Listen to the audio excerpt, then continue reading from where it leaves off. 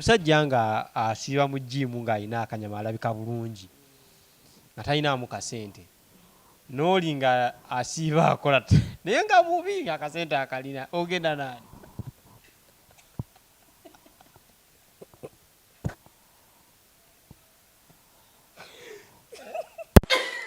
Oli asiiba mu gyimu alina 6 packs anyirira bulungi bw'ayambala nyuma American height naye nga talina kasente lukebe alinga muganda wange Saiba omulala n'abeera nga atunula nga Edi naye nga akasente akalina ogenda naani? Manange akasente ako mukwano wa 6 packs galayo gy'oli ogenda n'omubi ng'alina sente ate otaba mubi yanya musajja abaddugavu tebalina kukireba nedda gwenjogerako si ono gw'olabako oli nga musajja mubi naye nga akasente akalina n'oli nga alabika bulungi anyirira bw'ayambala gamba waaw musajja anyumye naye nga naku talina akadde ekikulu genda n'omubi ng'alina afundako Manange, people don't have money. Please stay away from our inboxes. Stay away from our DMs, please. Just tya abali Kachumba TV Smebo MCP Saivo nabagambo baleteranga kubyana ebinyiriranga bino finally omwana mulese mwangamba rokola nnyo ku basajja ali nakola ku Edios ne mungamba omusajja oyo kale nabaletera beautiful nange wentudde munsasire musemberede nesina namba ye naye kamusabe atuyanjuluga muti Stella Nante. Yes. Babera bedira. Babera bedira Nante. Bedira ki? Nte. Base ole banyamu interview. Bedira Nante. Wodira Nante ki? Bagambe Nte teliko mukira but. Nte ki? Nte teliko mukira but I don't know. The way Jerry, I don't know. Brother Oya. Brother Wo. Michael Ross, Alan Katongole. Awo wante. Mwana namba sigenda jifuna mu linnya lya Yesu. Tweddira gumu sister wange. Are you serious? Oh wow. Bw'osanga omusajja nga mweddira gumu naye ng'agudde mulaavu. Ki ekiba?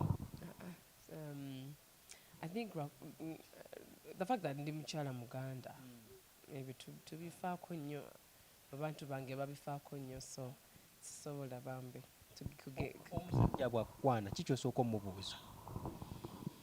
Hayi kikyensooka omubuuza atya Katonda mukiira ne mu kyaki sigenda. Okay, and then you know, is he kind? Olaba otyo awagga omusajja omanyi otya nti naali kind omubuuza bubuuza. No, like I mean, what does he do for a living, you know? Does the job matter? Kwano, it matters. Tebasibono abazanya video game nedda mukwano. Abasiba mu gym abo tebalina mirimu. Basiba bakola video games biki ne batumya pizza. I mean, no, that's not the way to go.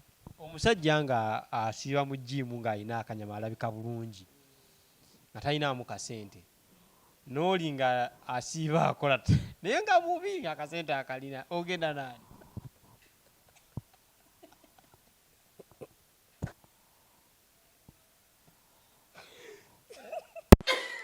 Oli asiiba mu gyimu alina 6 packs anyirira bulungi bw'ayambala nyuma American height naye nga talina kasente lukebe alinga muganda wange Saiba omulala n'abeera nga atunula nga Edi naye nga akasente akalina ogenda naani? Manange akasente ako mukwano wa 6 packs galayo gy'oli ogenda n'omubi ng'alina sente ate otaba mubi yanya musajja abaddugavu tebalina kukireba nedda gwenjogerako si ono gw'olabako oli nga musajja mubi naye nga akasente akalina n'oli nga alabika bulungi anyirira bw'ayambala gamba waaw musajja anyumye naye nga naku talina akadde ekikulu genda n'omubi ng'alina afundako. Manange, people don't have money. Please stay away from our inboxes. Stay away from our DMs, please. Just abatalina sente Wanoleka bulungi Katonda akusuule wala. Oh, dig it. Anyway, for real though, yeah, people have to work, man. We have to work. We're still young. We have to work. This is the only opportunity we have. Okola ku sente n'oziryako n'onyirira, you know. Wali oyagaddeko omusajja for your first sight ogamba wa musajja ankubi akususo mulaba muli wantu yeah, never. We're in church though. Mwali mu church nali nsinza moyo nakamafuta. No, I was like worship team busy. Oh, shut the name of Jesus. Yandara basakara Oh my God. Kati banjira just go no chusa kati ngemulaba my friend. Oh, olutiko nerujja. Ngo by continue in worship. Oba.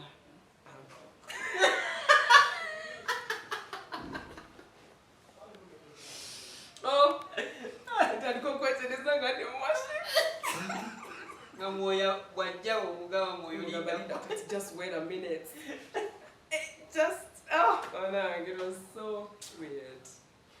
Kati wamugamba service ngewedde.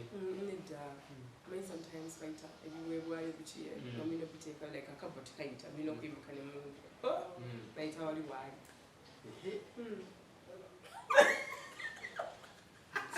They tawali. They fight you by two. But I didn't make the move. I was just like, so nah. We're in church and have to respect our house of God. Era cha service bwe yaggwa n'agenda nawe n'ogenda bibi. Tugenda buli omu n'agenda bibi nga nsaba kaseera Alexander etuuka ddi ndabe ku mwana wa Katonda ono God's favorite son. Oba bukyaddi. Naye ndowooza yali musamu oba yajja lumu teyadda. Yajja lumu mannange kyadamu mulaba naye kati okyamu miisingo gaabwe omulabirako nedda naye mu kaseera kwagala ne mmala nkufuna bwe papa. I know ngamba bannange mwana watso enyumira mu kyaki bannange nanga muwanvu.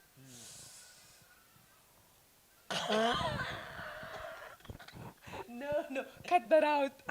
No, cut that out. But I'm so playful, guys. Yeah? No, sorry, cut that out.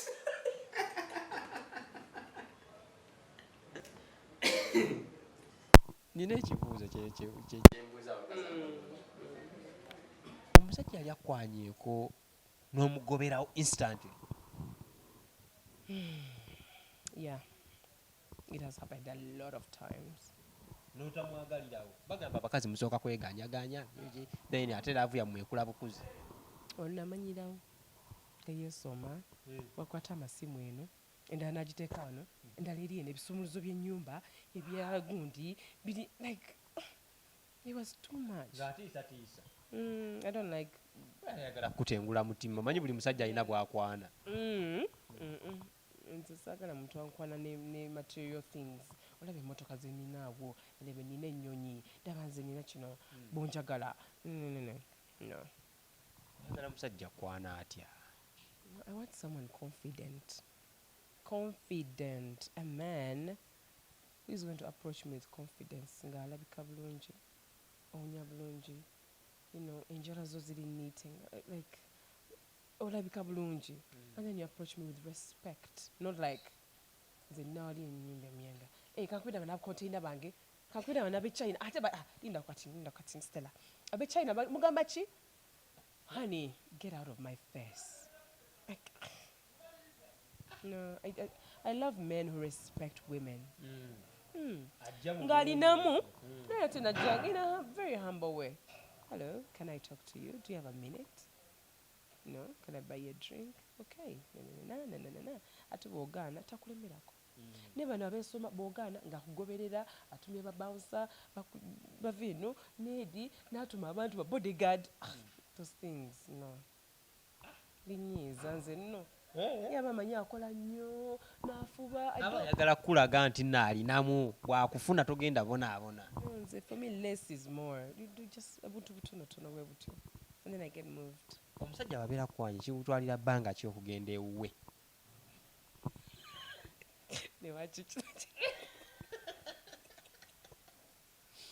Lwaki okola ebintu It depends. It depends, Wama, you guys. For real though. It depends. Sometimes it depends, but then not on the first day. Wabula bizibu no ngafunyo nakuba bulungi. So okufuna ku ssaawa 4 buli bimu naabikola genda okukwera kumya byanga tugendeke bakola byo. You know, sometimes I think it's very hard to go home with a stranger. You can't. It's rare. Ate nze nekengera nnyo abantu. Engeri in the industry gyendimu I'm in the limelight and abantu abamu we become targets. Yes, ngagala kukola kikyamu. Nakutargetinga, nakugoberera. Namanya namanya byoli ne byotali. Nakutusako obulabe or something, nakuba or nakuta or nakurepinga or whatever. So nze nekengera nnyo abantu. Era basangeyo and then they buy your drinks, they do that. I accept. Then kulekao. I'm like, let me go for a short call. Nempitira je manju nepita. Afuna otyo omutuufu. Oba ogulidde waali. Like ngatumwagadde really. Ate oba omwagadde and then you give out your number. It's not like he's going to call me like, hey, come and see me like the following day. But nanga taking some time. Just I want nsaba papira bintu. Oyagala ogende nga oyidde. No, njagala to take some time really. Ngo tutte banga ngolaba omuntu kati omutegedde. Abasajja abakyala mubeera mufaaki omusajja n'akwagala mututte omwezi nga mulamba 2 akuteeka mutogenda wuwe ate n'ogenda ewuwe ng'oyambadde jiini oli mu mbeera ze z'abakyala muba mufaaki. Tuba tetulina kyetufa mukwano. Nze nzija okukyalira my intention is ojjangu ondabeko. Nzija nkulabeko si ekyo mulwadde naye nina okwambala jean neteekako wano olujegere wano neteekako nekufulu nga 6 mufaaki ne no okula tekitegeeza nti tugenda kudda mu bintu birala nnyo. nze atali mulwadde bulijjo tweraba omwezi mulamba. Call me in a restaurant, call me twabikola dda nkuyiseko wakojje waka. Twabikola dda wayisawo ebbanga ene wenzije waka. I don't know why I'm laughing. I swear your show is crazy, but twabikola dda. Well, I mean, tomanya. Anything can happen if I'm already comfortable with you and I know you very well. So kati abajja nga nde bambadde jiini ali mu nsonga muwala alidde akasente k'omusajja ebbanga lyonna aba afaaki. Bambi bwomanyi nga you're not ready, you shouldn't go to that guy's place. Nga toli ready. No, ate notanga excuses ate bikino. Muntu mugambe. Wala kituufu ogenda omusajja nga ali ready okukola ki? Nga you're ready, your mind, mentally, you like the guy, are you ready? Nesi gambise nogenda nsaka ngenda mulumya bikino tomulumya kwa ne muntu. Mugambe kituufu mugambe manyi sinatuusa kulaba. Ocha akimanye lumu, then yeah. Okay. nga tumaliriza project eno kuba abantu bagenda kwagala nnyo kulabako face to face. Bakusangewa project eno gye tuliko the golden calabash. Abantu bagenda kunsanga. Of course ngenda kubeera ku National Theatre. There's going to be a red carpet affair. Of course we come strong, we have to represent. Red carpet okkirizibwa okujja ng'oli single. Okkirizibwa bannange kigenda kubeera kyakabi nnyo. Of course oba oli single oli married oli kijjuko kyangu buzi single ogenda mutambuza njagezaako sente mmeka? Yeah, the golden calabash etandika 23 paka kwa 26 23 emitwalo 10 kubanga kuliko ne red carpet experience. Then 24 25 26 jija kwenda emitwalo 5 ku National Theatre.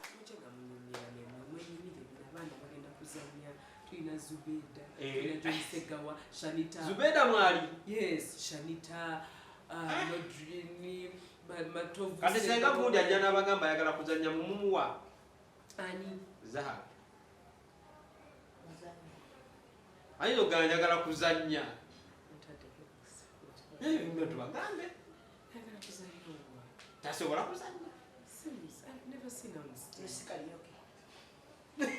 Mbeere bulungi.